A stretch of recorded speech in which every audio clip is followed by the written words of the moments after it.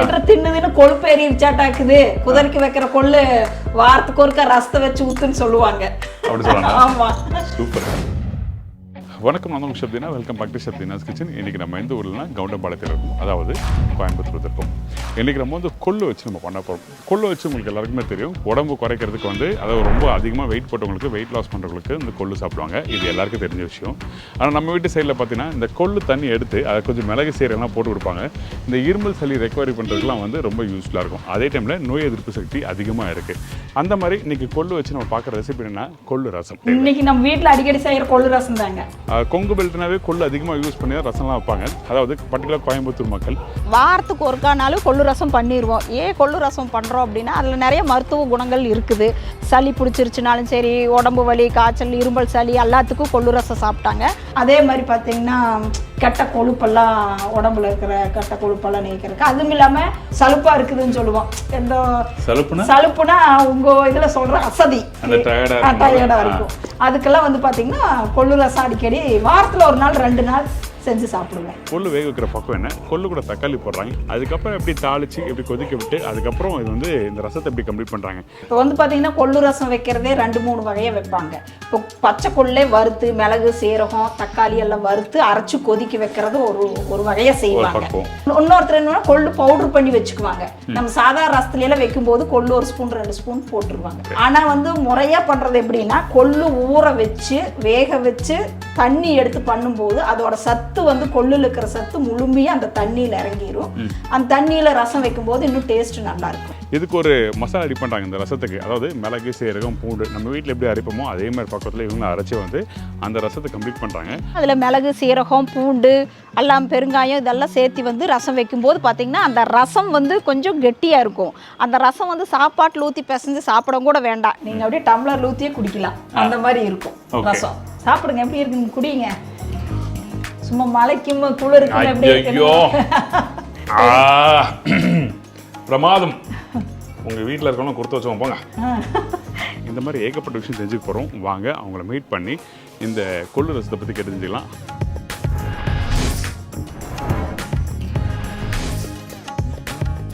அக்கா வணக்கம். வணக்கம். சௌக்கியமா? சௌக்கியம். நீங்கள் நல்லா இருக்கிறீங்களா? ரொம்ப நல்லா இருக்கேன். சென்னை பாஷையில் வந்து நான் ரொம்ப நல்லா இருக்குன்னு சொல்லியிருக்கேன். உங்கள் ஊர் பாஷையில் கேளுங்க. நல்லா இருக்கிறீங்களான்னு கேட்போம். நல்லா இருக்கீங்களா? நான் நல்லா இருக்கேன்க்கா. சூப்பர். சரி, செய்ய ஆரம்பிச்சிடலாம். இதுக்கு என்ன தேவையான பொருட்கள் சொல்லுங்க. கொள்ளு ரசத்துக்கு தேவையான பொருள் வந்து கொள்ளு வேக வச்ச தண்ணி 1/2 லிட்டர், தக்காளி 2, அப்புறம் சின்ன வெங்காயம் ஒரு 7-8 வெங்காயம் 2 அறுத்து வச்சுக்கலாம். பூண்டு ஒரு 7 அல்லது 8 பல்லு, பச்சை மிளகா 2, வரமிளகா 2, மிளகு 1 ஸ்பூன், சீரகம் 1/2 ஸ்பூன், பெருங்காயம் 1 சிட்டிகை, மஞ்சள் தூள் 1/2 ஸ்பூன், புளி சின்ன நெல்லிக்காய் அளவு கரைச்சி தண்ணி மட்டும் எடுத்து வச்சுருக்கிறேன். கடுகு 1 ஸ்பூன், கருவேப்பிலை 2 கொத்து, கொத்தமல்லி தேவையான அளவு, தாளிக்கிறதுக்கு வந்து கல்லெண்ணெய் தேவையான அளவு, உப்பு தேவையான அளவு. சரி, ஓகே. அப்போ பண்ணலாம். இப்போ அதாவது நம்ம கொள்ளு வேக வச்சு பண்ண போகிறோம். இப்போ ஃபர்ஸ்ட் நம்ம என்ன பண்ணுறோம், கொள்ளு வந்து ஒரு 100 கிராம் எடுத்து நல்லா கழுவி ஒரு கல்லெல்லாம் இல்லாமல் அரிச்சு எடுத்து 1 மணி நேரம் ஊற வச்சு அதோட வந்து தக்காளி 2 சேர்த்து ஒரு 6-7 விசில் விட்டு எடுத்து தண்ணி மட்டும் வடிச்சு வச்சுட்டேங்க. ஆமாம், வேணும்னா இன்னும் நல்லா குழைய வேகணும்னா இன்னும் சிம்மில் வச்சு இன்னும் 2 விசில் விட்டோம்னா நல்லா குழஞ்சி வேந்துடும். ஆனால் நம்ம சுண்டலா தாளிக்கும் போது பார்த்தீங்கன்னா ஒரு 6-7 விசில் எடுத்துட்டா முழுசாக இருக்குங்க. அதாவது அது ஆமாங்க சுண்டல். இப்போ இந்த தண்ணி இல்லை 2 தக்காளி போட்டு வேக வச்சு வச்சுருக்காங்க பாருங்க இந்த மாதிரி பக்கத்தில்.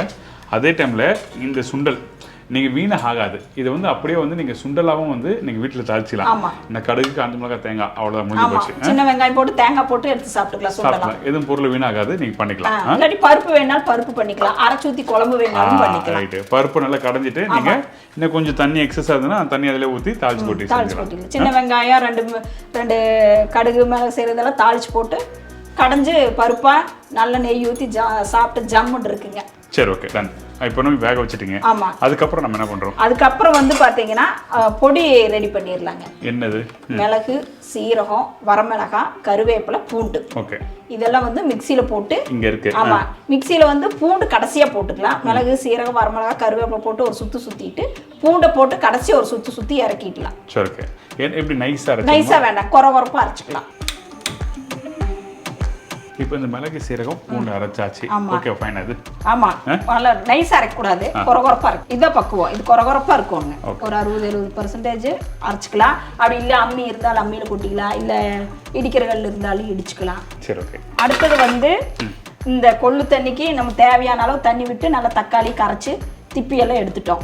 அதே மாதிரி புளியும் அப்படிதான் கரைச்சு சக்கை எல்லாம் எடுத்துட்டோம். ஓகே நல்லா கரைச்சி திக்காச்சு. அதாவது நீங்கள் ரசம் ஸ்டார்ட் பண்ணுவோம், இதெல்லாம் ரெடி பண்ணிச்சுன்னா ஈஸியாக தாளிச்சுட்டு பண்ணிட்டு வெளியே வந்துடலாம். இல்லை அப்போ தான் கரைக்க போடுறேன், அப்போ தான் வந்து அரைக்க போகிறேன் அப்படின்னு சொன்னீங்கன்னா அது நல்லா இருக்காது. எங்கே வந்து கொதிக்கும் போதோ இல்லை அப்போதான் கரைக்கிறது அதை நுணுக்கிறதுன்னு இங்கே கறி போயிருங்க, ரசம் டேஸ்ட் மாறிடும். அதான் விஷயம். சரி ஓகே டன் ஆரம்பிச்சிடலாமா? அடுத்தது கல்லெண்ணெய் ஊற்றிடலாம். இந்தாங்க கல்லெண்ணெய். உங்களுக்கு எவ்வளோ தேவை? தாளிக்கிறதுக்கு ரசத்துக்கெல்லாம் கம்மியாக தான் பிடிக்குங்க.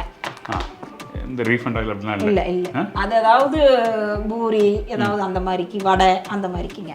ஏன் கடலெண்ணெய்? கடலெண்ணெய் இதில் இங்கே எல்லாம் குழம்பு ரசத்துக்கு வந்து இது டேஸ்ட்டும் நல்லா இருக்குங்க. அதில் வந்து சத்து நல்ல கொழுப்பு இதெல்லாமே இருக்குது. இன்னொன்று சாப்பிட்டு பழகிட்டீங்க. பழகியாச்சு. கடல கல்லெண்ணெய் தான் எப்பவுமே முதல்ல இருந்தே கல்லெண்ணெய் தான். இங்கே கடலக்காய் அதிகமாக போடுவேன். நாங்கள் கடலக்காய் சொல்லுவோம், நீங்கள் சொல்லுவீங்க இங்கே கடலக்காய் தான். ஓகே எண்ணெய் ஊற்றியாச்சு. இதுக்கப்புறம் வந்து தாளிப்பா. ஆமாம் கடுகு, வரமிளகா, பச்சை மிளகா, கருவேப்பிலை. கடுகு வரமிளகாவா? இங்க இருக்கு வரமிளகா. இது எல்லாத்தையும் எடுத்துருவா. ரெண்டு போடலாங்க. பச்சை மிளகா 2, வரமிளகா 2. சரி ஓகே. பச்சை மிளகா இங்க இருக்கு. சீரகம் வேணுமா? சீரகம் இல்ல அரைச்சாச்சுங்கல்ல. அரைச்சாச்சு. எல்லாத்தையும் நான் கொடுத்துறேன். ஒன்னொன்னா இருக்குது எல்லாம் எடுத்து கொடுத்துட்டா ஈஸியா இருக்கும். ஈஸியா இருக்கும். அதான் கடுகு போட்டு கடுகு வெடிச்ச உடனே 2 வரமிளகாயும் 2 பச்சை மிளகாயும். ஓகே. கருவேப்பிலையும் போடுறோம். இந்தாங்க.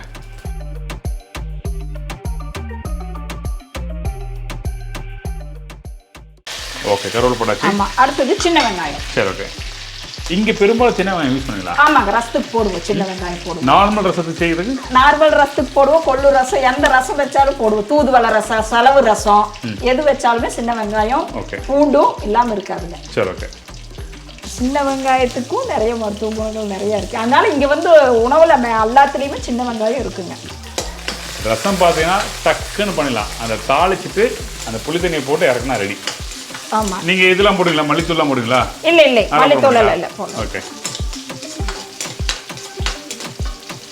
இதுக்கப்புறம் வந்து பெருங்காயத்தூள் போட்டுக்கலாம். பெருங்காயம் லாஸ்ட் டைம் வந்து கும்பகோணத்தில் பண்ணுற அந்த ரசத்தை வந்து நான் பண்ணேன். சரி. வெரி குட் ரசம். மங்களாம்பிகா ஹோட்டலில் பண்ண அந்த ரசத்தை பண்ணோம். ரொம்ப சூப்பராக இருந்தது. அந்த ரசம் வந்து வீடியோ போட்டு நிறைய பேர் ட்ரை பண்ணி பார்த்தீங்க. உண்மையாகவே வெரி குட். நல்ல ரெஸ்பான்ஸ் கொடுத்துருக்கீங்க. நான் அந்த லிங்க்கும் வேணால் தரேன் கீழே. நீங்கள் கண்டிப்பாக ட்ரை பண்ணி பாருங்கள். இப்போ வந்து பெருங்காயம். சரி ஓகே. பெருங்காயம் போட்டாச்சு. அடுத்தது வந்து புளித்தண்ணி ஊற்றிடலாங்க. இப்போவா? ஆமா. சரி ஓகே. இந்தாங்க கரைச்சி வச்சிருக்க புளித்தண்ணி. அது எடுத்து தக்காளி கொள்ளும்பு வேக வச்சு எடுத்து வச்சிருக்கிறோங்களா, கரைச்சி வச்சிருக்காங்க. இது தேவையான அளவு நம்மளுக்கு எவ்வளவு ரசம் வேணுமோ அந்த அளவுக்கு தேவையான அளவு தண்ணி ஊற்றி இதையும் ஊற்றிடலாம். புளி தண்ணி கொதிச்ச பிறகு தான் இது ஊற்றணுமா எப்படி? ஏன்னா அந்த பச்சை வாசம் போன பிறகு பண்ணணும் இல்லை அப்படியே ஊற்றலாமா? இல்லை அது 2 பேர் சேர்ந்து தான் கொதிக்குது. அப்படிங்களா? சரி ஓகே. அப்போ நம்ம ரெடி பண்ணி வச்சிருக்க அந்த மசாலா வந்து கொதிக்கிறப்போ போடுறோம். கொதிச்சு முடிச்ச பிறகு போடுறோம். ஆமா ரைட்டா? கொதிச்ச பிறகு போடுறோம். மசாலா போட்ட பிறகு நொரக்கட்டி வர்றப்ப ஆஃப் பண்றோம். இதான் விஷயம். இப்போ இதே வந்து கொள்ளு தண்ணியிலேயே ரசத்தையும் புளியும் போட்டும் கூட கரைச்சும் கூட ஊற்றிக்கலாம். நான் நிறைய இருந்ததுன்னு தனியாக கரைச்சேன். இல்லை கொஞ்சமா வைக்கிறதா இருந்ததுன்னா அந்த கொள்ளு தண்ணியிலேயே கொஞ்சம் புளியும் போட்டு கரைச்சி ஒன்னாவே தாளிச்சிடலாம். உப்பு போடணும்ல? ஆமா. உப்பு, மஞ்சத்தூள். ஓகே இந்தாங்க மஞ்சத்தூள். இந்தாங்க வேற எதுவும் இல்லை, எல்லாம் முடிஞ்சிச்சு. நீங்க எதுக்கு தான் தர மாட்டேங்க. இனி கொத்தமல்லி இருக்குது. கொத்தமல்லி இருக்கா?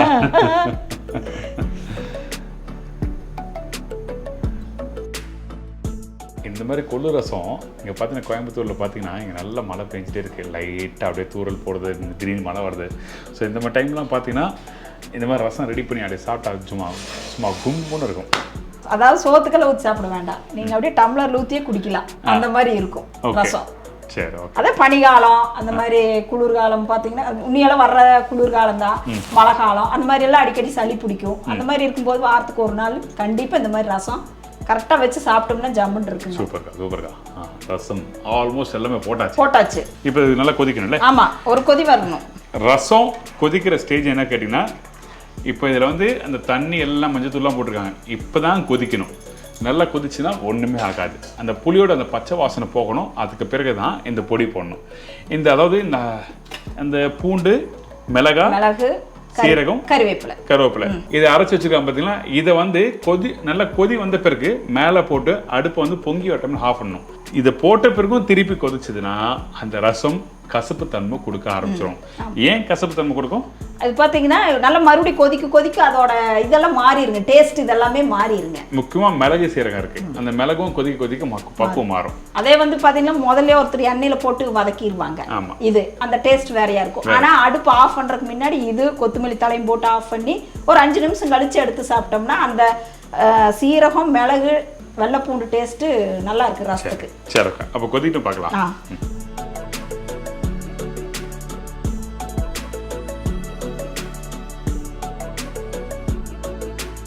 நல்ல கொதி வருது. ஆமா. இன்னொன்று, அந்த மஞ்சத்தூள் போட்ட உடனே அந்த கலரை பாருங்க, அந்த தக்காளி அந்த கலரு, அதுக்கப்புறம் அந்த எல்லோஷ் கலரு சூப்பராக வந்துருக்கு. ரசத்தோட கலர் சிம்பிளா சொல்லிட்டாங்க. இங்க ஒண்ணா சொல்றீங்க, நான் ஷார்ட்டா சொல்லியாச்சு. அடுத்தது வந்து அரைச்சதெல்லாம் போட்டுறலாம், மிளகு சீரகம் எல்லாம். இப்போ வந்து அடுப்பு ஆஃப் பண்ணிடலாங்க. சோ அடுப்பு ஆஃப் பண்ணிடலாம். ஓ கொதிச்சாச்சுங்க. அந்த நுர வரதெல்லாம் வேண்டாம், இங்க பாரு நுரவே வந்தாச்சே. சரி, ஓகே. மேலோட்டம் போடுறோம். ஆமா. இப்போ பெருங்காயம் போடுவீங்களா? பெருங்காயம் போட்டாச்சுங்க, நீ எதுவும் இல்லை, மல்லித்தலை போடுறோம். அந்த சூடுலேயே வந்து ஆமா வந்துடும். சிம்பிள், ஈஸி, கரெக்டாக புரிஞ்சுக்குங்க. வீட்டில் பண்ணும்போது ஐம் ஷூர் டெஃபினட்டாக நீங்கள் எல்லாம் பண்ண முடியும். ஏன்னா ரசம் வந்து ரொம்ப காம்ப்ளிகேட்டாக இல்லை. சரி, மூடி போடலாம். இப்போ போட்டுட்டு ஒரு 5 நிமிஷம் மூடி போட்டு வச்சிடலாங்க. ஓகே, அவ்வளோதான். அந்த சூட்லேயே ஆமாம், ஒரு 5 நிமிஷம் கழிச்சு எடுத்து சாப்பிட வேண்டியது. சாப்பிட்றது இல்லைங்க, அப்படியே குடிக்கலாம். சரி, ஓகே. இப்போ 2 நிமிஷம் ஆகட்டும். அதுக்கு முன்னாடி உங்கள் ஃபோன் நம்பர்லாம் கொடுத்துருங்க. சரி. இவங்க வந்து பார்த்தீங்கன்னா இந்த பொடி வகைகள், அப்புறம் வந்து முறுக்கு, தட்டை, இது மாதிரிலாம் பண்ணுறாங்க. நான் நிறைய வீடியோவில் சொல்லிட்டு வரேன். ஸோ உங்களுக்கு யாருக்காவது தேவைப்பட்டால் கண்டிப்பாக உங்களை காண்டாக்ட் பண்ணலாம், தேவைப்படுறவங்களுக்கு. என் பேர் மனோன்மணி. Phone number 9952809354. கவண்டம்பாளையம், கோயம்புத்தூர். நாங்கள் வீட்லேயே நல்ல சுத்தமான முறையில் மசாலா பொருள்கள்லாம் தயாரிக்கிறோம். வீட்லேயே சுத்தமான முறையில் வந்து பலகாரங்க, இனிப்பு, காரம் எல்லாமே செஞ்சு தர்றோம். நல்ல டேஸ்ட்டும் நல்லா இருக்குங்க. நல்லா சொன்ன மாதிரி பக்காவாக இருக்கும். மக்கள் வந்து மறுபடியும் விரும்பி வாங்குறாங்க முறுக்கு, அதிரசம் எல்லாமே. அதனால் நீங்களும் யாராவது வேணுன்னா எங்களை கான்டாக்ட் பண்ணலாம். ஓகே, திருப்பியும் சொல்கிறேன், முறுக்கு வந்து அந்தளவு சூப்பராக இருக்கும். ஆமாம், ஃபர்ஸ்ட் கிளாஸ். ரவா லட்டு சாப்பிட்ருக்கேன். முறுக்குக்கு வந்து எங்களுக்கு வேணும், அடுத்த மாதம் வேணும்னா அட்வான்ஸாக முன்னாடியே புக் பண்ணிடுறாங்க. எங்களுக்கு அடுத்த மாதம் வேணும்னு சொல்லிட்டு ஃபாரின்கெல்லாம் வேணும்னா 1 மந்த் முன்னாடியே எங்ககிட்ட புக் பண்ணிடுறாங்க. சரி, ஓகே. ஓப்பன் பண்ணலாமா? ஓப்பன் பண்ணலாம். இப்போ தம்மா இருக்குமா? இந்தாங்க கொடுங்க. கரண்டி எல்லாமே ரெடியாக வச்சுருக்கேன் பாருங்க. எப்படி குடிக்கிறதுக்கு? சும்மாவா? இந்த மலையில் இது மாதிரிலாம் சாப்பிட்டா சூப்பராக இருக்கும். ஐயோ, நல்ல வாசம் வருது. பூண்டு, மிளகு, சீரகம் பாருங்க எப்படி இருக்குன்னு பாருங்க. ரசம் சூப்பர்க்கா.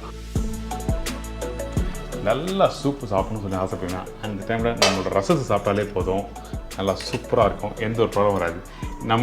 நம்ம ரசத்தில் பார்த்தீங்கன்னா இருக்கிற மருத்துவ குணமே வேற.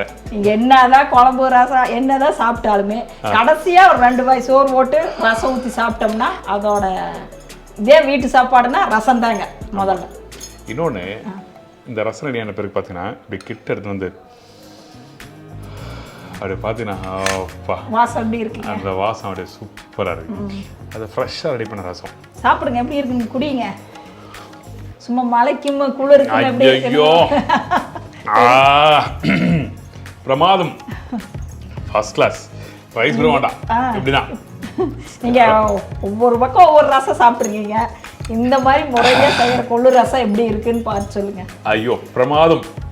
அப்படியே அந்த சாப்பிடும்போது அந்த அந்த ஸ்டார்டிங் அந்த லைட்டாக அந்த புளிப்பு, அந்த மிளகு சீரகம் இது எல்லாமே இங்கே தெரியுது. அந்த மிளகு சீரகம் காரம்லாம் வந்து இங்கே தெரியுது. அப்படியே சாப்பிடலாம். அந்த மல்லியோட வாசம் கடைசியாக போட்டது ஃபர்ஸ்ட் கிளாஸ் ரசம். சரி, வெரி குட்கா. உங்கள் வீட்டில் இருக்கணும் கொடுத்து வச்சோம் போங்க.